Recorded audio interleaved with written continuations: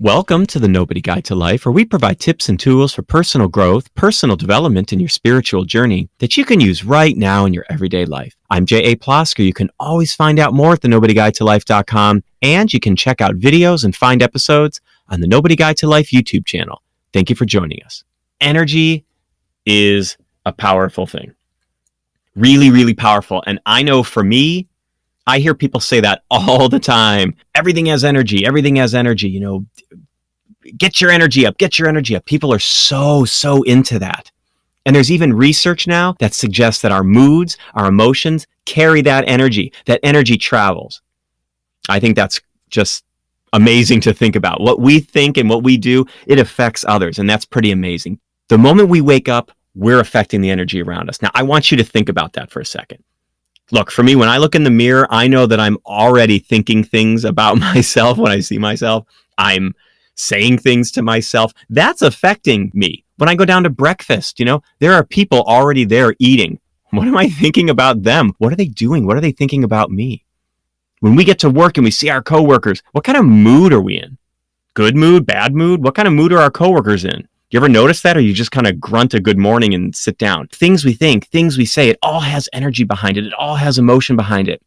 And if others can pick up on that, well, imagine what kind of an impact it has. Imagine that power in the world. Look, I think energy is real.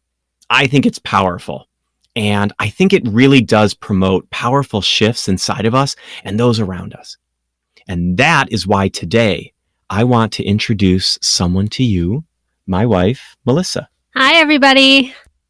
Now, I know some of you have already met her. Some of you are already in on this. If you watch our YouTube videos at the Nobody Guide to Life, then you know Melissa has already become part of the show. And now she'll be joining me for shows right here on the podcast.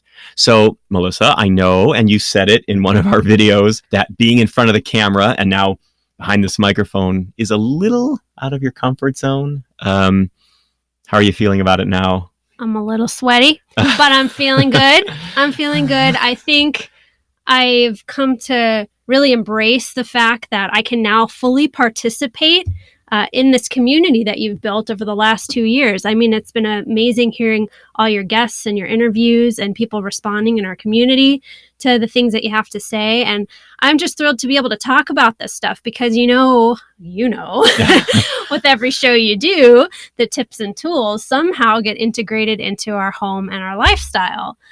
Even if they're not completely aligned with what we're doing at that time, we integrate it because usually it makes things richer. So if a nutritionist recommends a different way of eating, we will try it. We put out our water. We know what we need to drink over the course of the day. And right. Or I'm told what to eat and I'm told how much to drink during the day. Well, I'm helping. I'm helping.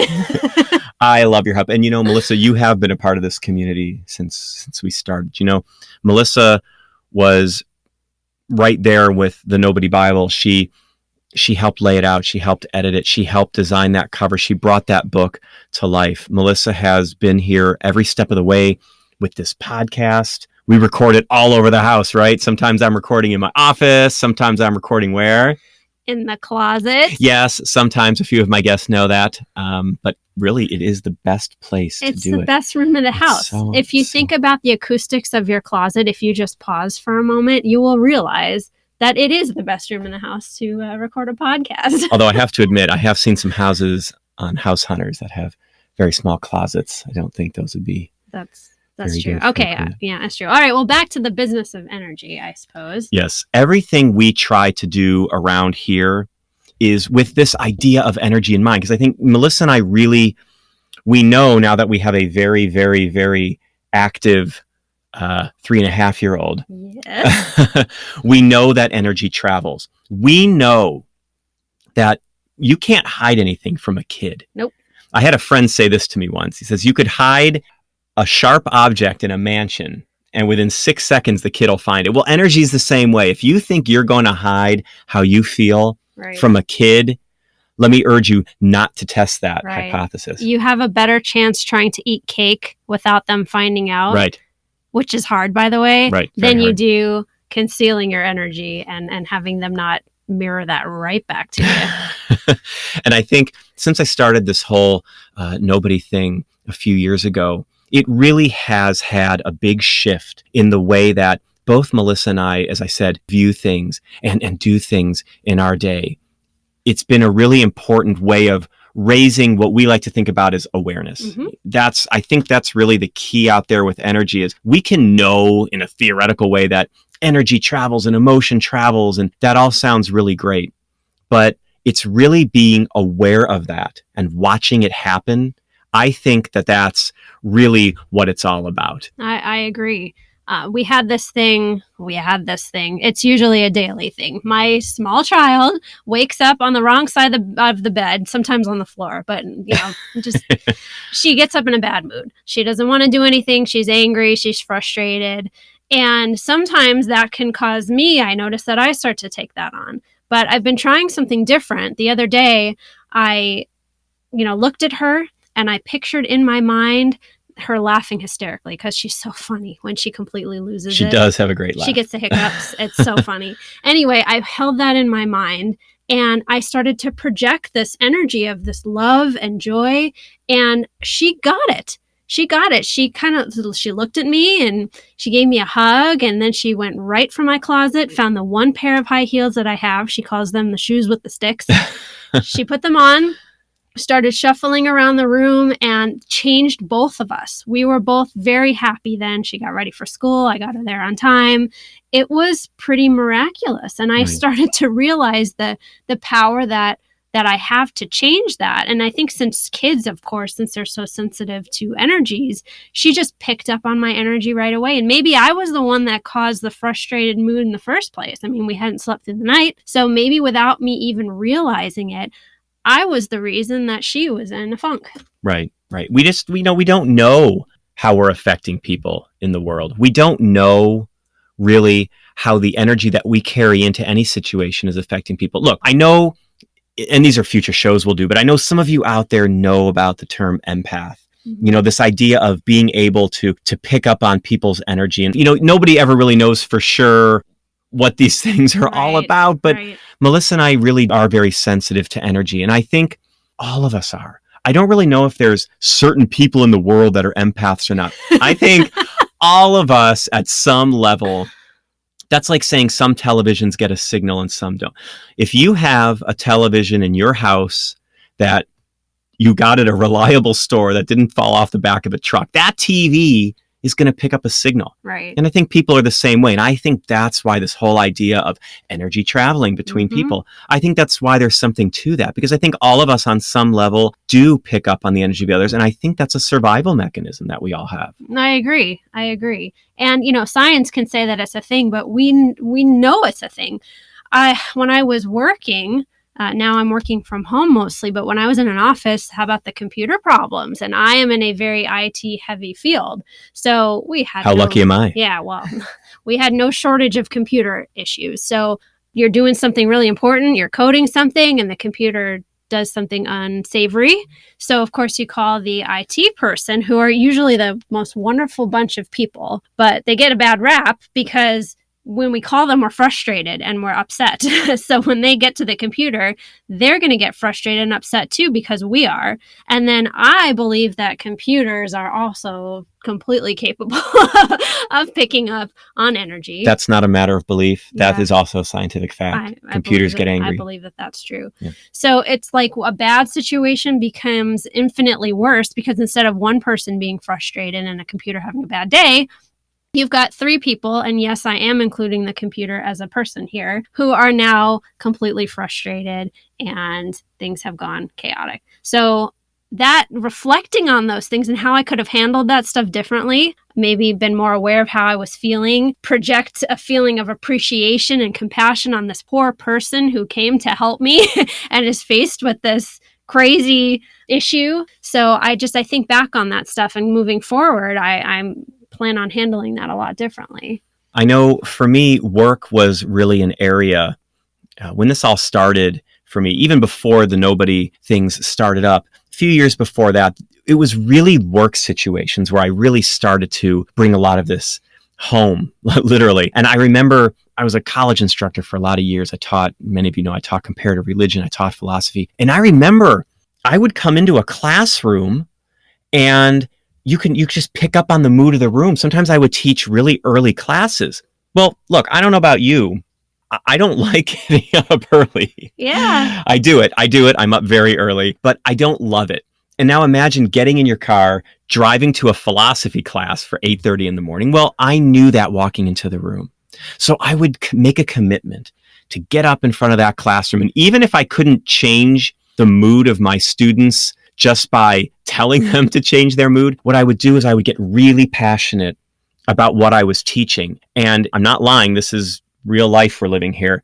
The mood of the classroom would change from one of indifference to students getting involved. And, that was also in my background as a therapist. Nobody likes going to group therapy. Groups can be fun, but it's not something that we all really want to have on our to-do list. But, I'd get in there first and I would set up the chairs. Right. And I would hand out the materials, and I would try as each client came in to be very, very aware of how I felt. If I was feeling nervous before a group, which sometimes happens, I would have to know that so that I wouldn't transfer that out. And it's so when you're talking about our kiddo, it's really kind of bringing back those memories for me of how easily we transfer our energy. Right. Right. Well, you've always been really good at that. I think that's why you've been doing so great with this whole nobody thing, and why I want to be a part of it, because you're good at it. But nobody out there is perfect. And Melissa and I try to be so conscious of how we interact with the world. But look, we all have that bad day. Oh, of course we do. Of course we do. And, this makes me think about a couple weeks ago, I dropped my phone and oh my gosh, it cracked in at least 3 different places. Yes, it did. Yeah. So remember the glass splinters we would get I do. Because we didn't want to fix it? Yes, remember that? I do. I remember that. I remember that. My finger remembers that. Yes. And once our daughter took the phone, I realized, okay, it's time to take it in. Anyway, back to the story. I took it to a place where their whole reputation is centered on repairing your phone in an hour. And this didn't happen with my phone, of course. So it was Mercury retrograde or whatever you want to say. Things didn't go well. But I kept my cool, and I made it a conscious decision to keep my cool. Because I was upset. They were going to have to keep my phone overnight. Right, and I was waiting in the car, I remember, and I'm thinking, where's Melissa? And then I suddenly heard in my head, you better come inside. And I thought, oh, that's crazy. Yeah. 2 seconds later, Melissa's waving me inside, and I knew we weren't getting 1 hour service. But I was okay. And JA looked at me and, trying to gauge if I was okay. And I made a conscious decision to be okay. These poor people, and they were so nice. Long story short, I ended up getting incredible customer service. They had my phone overnight, but I got a note from them, and multiple times they told me how grateful they were that I didn't explode in anger at them, which is something I think they encounter often. So, of course, this thing that happened to my phone had never happened before. This was the first time. So They were so grateful, and I was so grateful to them. They kept me posted on everything that was happening, and I knew when I was going to get it back, and it wasn't a big deal. And we walked away from it all winning. Even though I didn't get my phone in an hour, that was okay. I could live without it. And in the end, we were all happy. They were happy that they had a satisfied customer. I was happy that I got my phone back. And it was being conscious of keeping my energy positive for them that I think that all happened. Right. And I think one of the most important takeaways from that, because it seems like such a small thing, doesn't it? That's the problem. Sometimes we say it's such a small thing, but these aren't small things. Right. Because one of the biggest takeaways from that is, I think it was like the next day we were working with this really nice guy.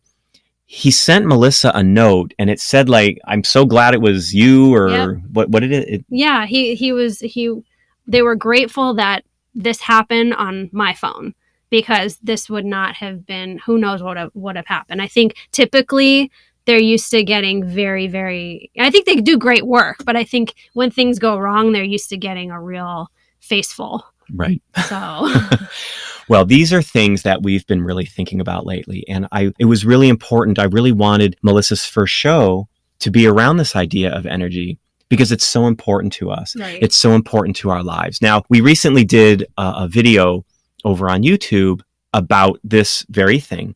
And we talk over there about this 3-step process that can help you really handle this whole energy business. And it's something that we do, and it Yes. fits right into our life. In fact, it's predicated on our life. It's not Yes. some theoretical thing that we read in a book. This is something that we do, and we took our life experiences and tried to really distill out of them Mm-hmm. the process that we go through to really make this work. So we want to take you through that 3-step process as our tool for today's show. Sure. So the first one is to check in. So for me, at different points in the day, as often as I can remember, some days I actually have to put it in my phone. Right.